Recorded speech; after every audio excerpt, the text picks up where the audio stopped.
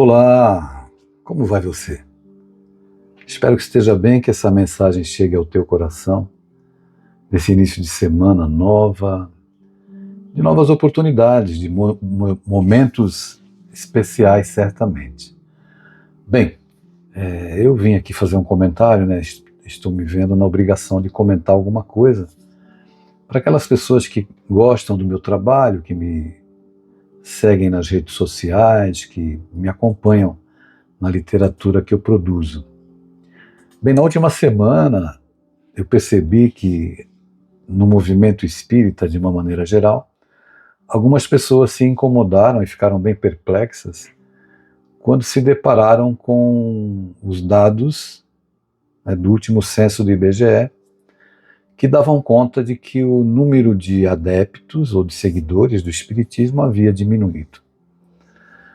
E a gente precisa fazer algumas reflexões assim, um pouco mais racionais e ponderadas acerca dos números que o IBGE traz para nós que nos dizemos espíritas. Em primeiro lugar, é importante a gente ter em mente que muita gente se diz espírita ou se diz católico e não é nem católico nem espírita.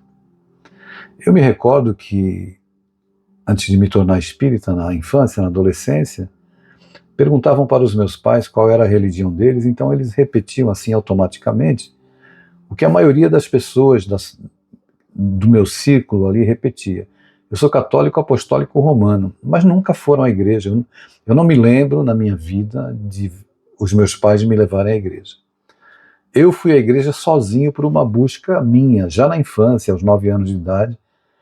A escola em que eu estudava, o Lions Clube de São Vicente, aos domingos o pátio da escola era adaptado e se tornava uma igreja, então eu ia sozinho.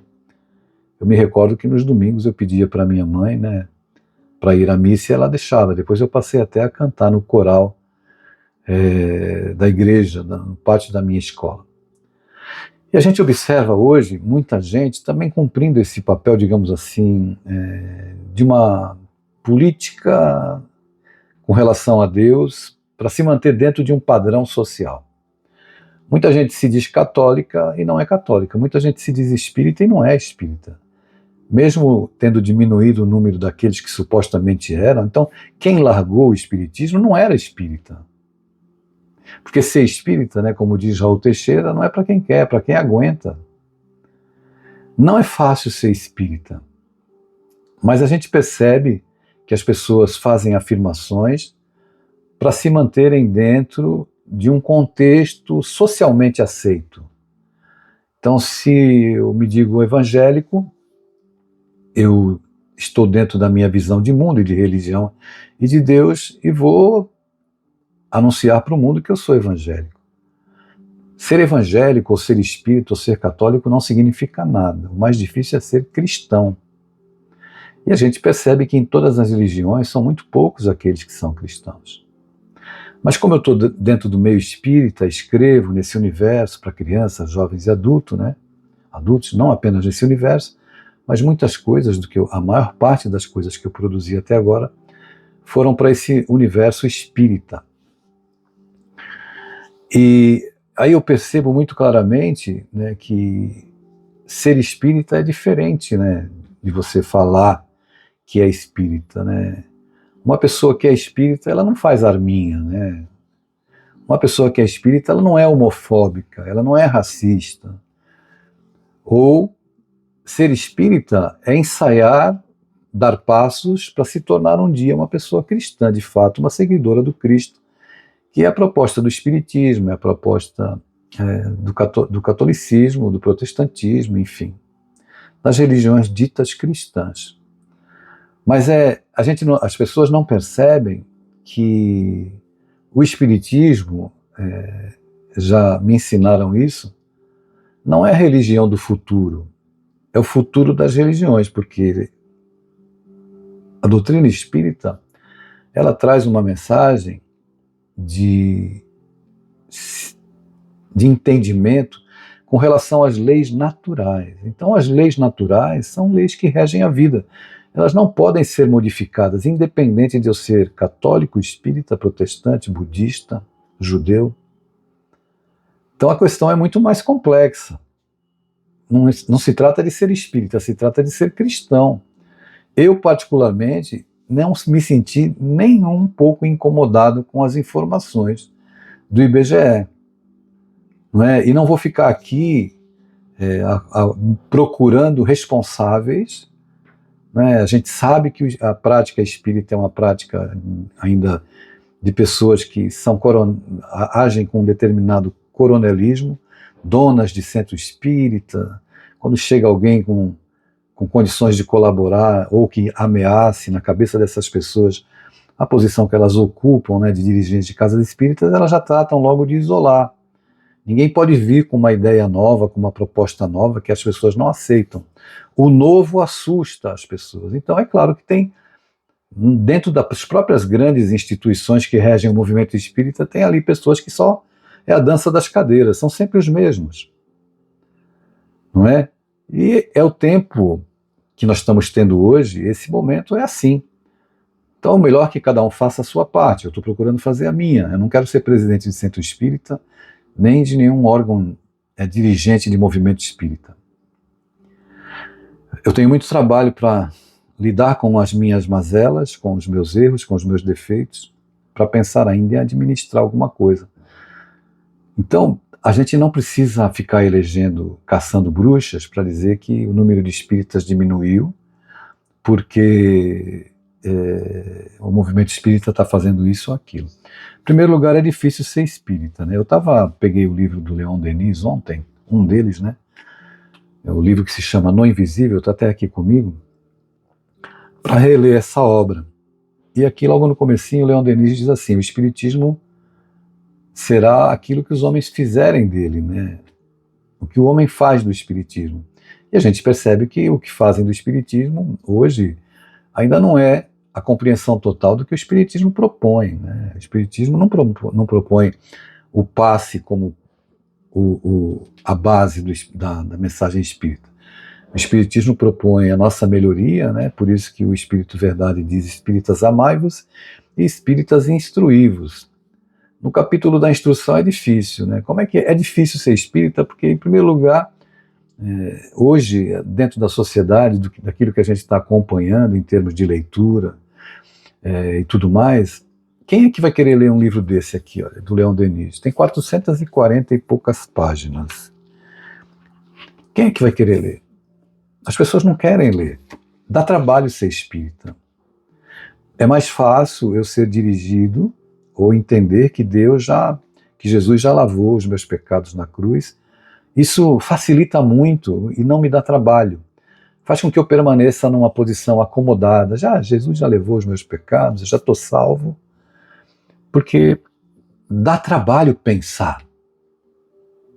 Dá trabalho raciocinar. Então nós terceirizamos a nossa fé.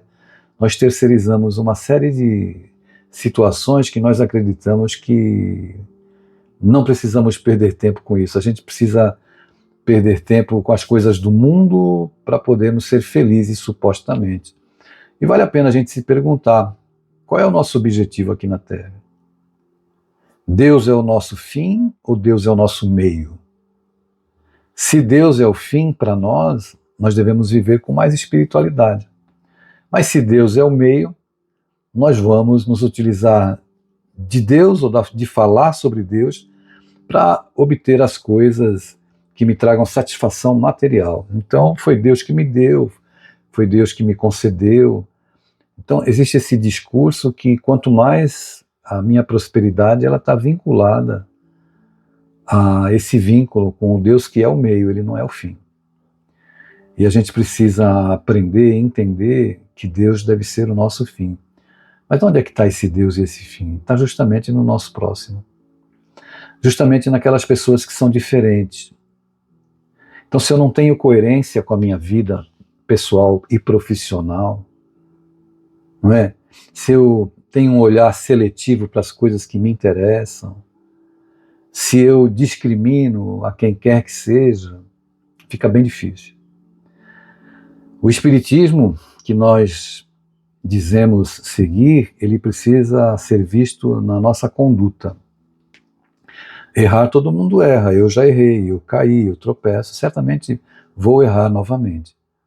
Mas esse esforço diário que a gente deve fazer para se levantar, para se perdoar, não é? Não procurar validação pela opinião dos outros, ou do pastor, ou do padre, ou do dirigente da casa espírita, porque no final das contas, a nossa conversa é sempre com Deus. Então o movimento espírita, ele é o retrato dos homens da atualidade, não é? Homens egoístas, que tomam as instituições para si mesmos, que não abrem espaço para os jovens, que não abrem espaço, não privilegiam a evangelização. E aí muita gente olha para o número do censo, do IBGE, e fica assim, ai meu Deus. Essa é a realidade hoje. Então, creio eu, e na minha cabeça funciona assim, se o Espiritismo não é a religião do futuro, mas o futuro das religiões, é porque independente de eu ser católico, protestante, ou seja lá qual for a denominação, eu agir com respeito às leis naturais que o Espiritismo traz, não é? A reencarnação, a lei de causa e efeito, a pluralidade dos mundos habitados, são tantas as bênçãos e o consolo que o Espiritismo traz, não importa se existam mais católicos ou protestantes. Se esses católicos e protestantes estiverem vivendo dentro dessas leis naturais,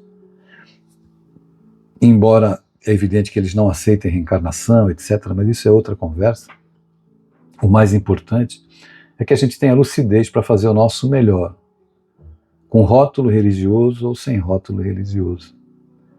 E um dia, já que o Espiritismo é o futuro das religiões, não com o nome Espiritismo, mas com Deus, com a nossa referência, porque as leis de Deus, não é, são imutáveis, e no Evangelho segundo o Espiritismo, o primeiro capítulo de Jesus é: eu não vim destruir as leis, mas dar cumprimento a elas. O Espiritismo também não veio destruir as leis, porque ele é o cristianismo redivivo, mas ele também não veio fazer proselitismos, encher a nossa casa, o nosso movimento espírita, de pessoas como se nós precisássemos disso para validar a nossa fé. A nossa fé não precisa ser validada pelo número de adeptos. Ela se trata mais de um convencimento pessoal que a gente deve carregar no nosso coração. É isso que eu penso. Não me preocupo se estão aumentando ou diminuindo, mas o que nós estamos fazendo do Espiritismo dentro da nossa alma, dentro do nosso coração. Um beijo para você, cuide-se bem e até outro momento.